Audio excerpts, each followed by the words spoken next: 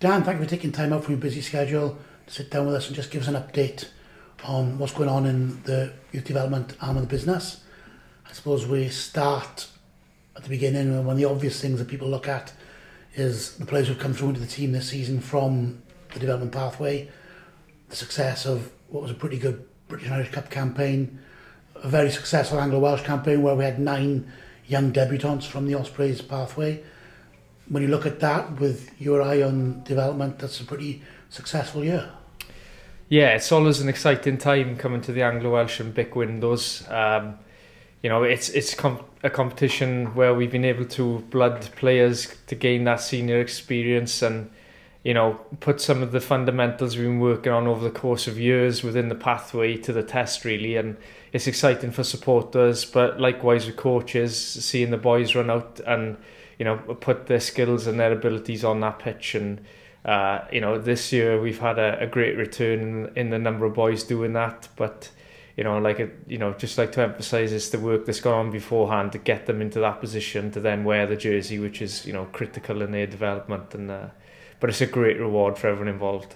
Before we look at the work that goes on to prepare them, I think it's a fair reflection that the Anglo-Welsh has traditionally been a competition that players use as a stepping stone. You look back to the last 7-8 years, you get Hannah Dirksons, you Justin Tibberick's, you James Kings, right the way through to Keelan Giles and such like. You know, these players making a big impression in these kind of competitions.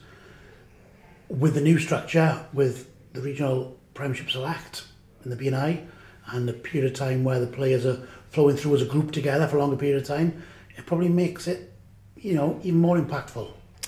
Yeah, definitely. The more opportunities you have to expose the boys to the different, you know, standard, to the quality of player they come up against, the opposition, something that replicates the style, the intensity of a Pro 12 environment, anything that gives them those opportunities to be alongside senior boys in that environment working together is a you know, invaluable in terms of their development. And what we find, it's not only the games, whether it's at BIC or Anglo-Welsh, like I said, it's being part of a senior preparation week, being around good pros, coaches, the outstanding detail that they are sort of subjected to. And, you know, there's a sort of a moment of realisation then of where they are in terms of, you know, what they need to work on, what they need to understand and how they can develop as rugby players. And you know, that combined with the playing experience then sort of gives them a great foundation to go on and achieve better things in the senior shirt, hopefully. The old saying goes, there's no such thing as a free lunch. And I suppose when you're having 9 players coming through to make their debuts and you're having players more involved in the day-to-day business, it comes at a cost financially and time-wise. And I suppose that's the clearest indication of the increased investment that goes into our development pathway. You know, we understand how essential the pathway is for the future of the region, and like you said, it doesn't just happen. It's something that, as the Ospreys, as a business, we've invested in over the years. We've grown the programme, we've developed the people within it, and you know, like you say, we're a region that looks to promote their own, to grow and develop people within it, whether it's players or coaches. And hopefully, you know, seeing 9 debuts, the number of boys involved in these games is testament to the programme and the work we're doing. You know, it's something we're continually striving to be better and innovative in how we do things. But you'd like to think that the proof is on the pitch, really, in how we go about delivering this sort of pathway and the improvement of the players. And I'd suggest that investment is only going to become even more crucial over the coming years. We all know about the financial imbalance in the game. We all know about the TV deals in France and England and the difference there. You know, obviously there's a strategic aim for the business commercially to increase the investment, help drive television revenues as well, but we can only control what we can control, and part of that is to keep on churning out young talent, players and coaches. Yeah, absolutely, but it's part of the fabric of who we are as well. You know, if you look at the history of the region and the boys who have gone on from the pathway to become international stars and world-class players, then the talent is in the area, and it's up to us to cultivate that. And you know, by providing the programme and the pathway, we become sustainable in what we're looking to achieve as well. So we don't rely on going outside, we rely on boys from the local area. It also gives us that identity and that culture, which is so critical to the Osprey environment, and like everything we do is sort of with that in mind, really. And I suppose one of the things to look at as well, the pathway isn't just under 16s, under 18s. You've got boys who featured in the Premiership Select, who featured in the Anglo-Welsh, players who've gone on to earn contracts at the Ospreys, who weren't part of the age grade system, or maybe didn't make the cut to the age grade system, and have shown what they're about playing club rugby. Absolutely, and that's the beauty of the BIC, is keeping that pathway open. And we recognise that not everyone's going to come through traditional routes through the academy at 15 years of age all the way through. And our network in the local clubs, the dialogue we have with coaches, club coaches, schools, colleges, to try and really identify that talent and give opportunity throughout the pathway is critical. It's we always say it's a fluid process, and if you play well enough within our region, then there will be opportunities. And BIC has highlighted that already this season with boys 24, 25 years of age who perhaps haven't featured in a regional environment much, but now all of a sudden your Jay Bakers, your Rowan Jenkins are coming to the fore and having a real impact on our season.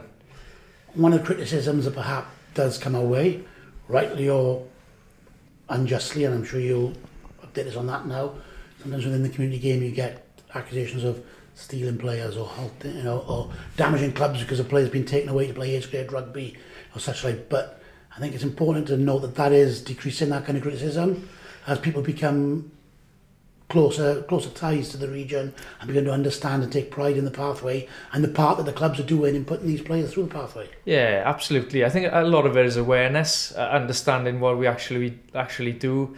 But again, if you look at the Welsh Premiership and some of the Championship clubs, the number of boys who've been part of a regional age grade team, perhaps haven't gone on to professional rugby but are still active in the game and playing a critical part in that club's future, then you see that there's a value in what we do. Like we say, when you're part of the Ospreys setup through the age grades, it's almost like a rugby education.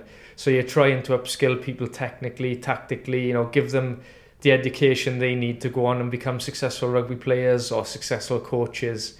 And that's as important within the region as getting boys through to be the next sort of senior pros as well. We understand the community end of it, and we need to support that as well. And one of the old mantras, and something that Andrew Hall's legacy from his time before, is about not just making better players and better coaches, but better people. And if you have these people who go away with the skills that they've learned from 16s, 18s, a couple of years, maybe in a development contract, then that can influence, as you've touched on, clubs, players, coaches all around the community. Yeah, definitely. I think like we talk about our culture being critical to the Ospreys, and the people we have involved. If you look at the recruitment now of Andrew Bishop and Duncan Jones, and we've got Tom Smith and Richard Fussell, guys that epitomise sort of that Osprey, that culture, environment, the hard work ethic, and it's these boys are now educating players for the future and growing those habits and those behaviours in these boys. And it's an exciting blend when you've got that talent that we have in the area combined with boys who've been tested at the top, the experiences they've gained being part of the region and understanding the philosophies, and being local boys as well. I'm proud of that. It's a fantastic mix.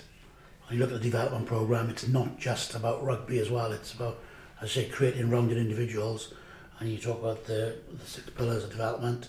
It helps on and off the field to make these people hopefully achieve their full potential.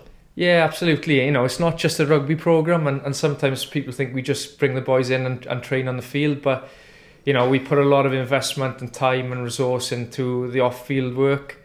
The workshops, the education, whether it's nutrition, psychology, just trying to develop the individuals, because we understand, we want self-reliant, confident young men who can communicate, who are, understand their roles. And there's a lot of work that goes into growing the players as people as well. And, we, understand the value of having all those traits, and the programme really reflects that as well, with the investment we put into these sort of areas.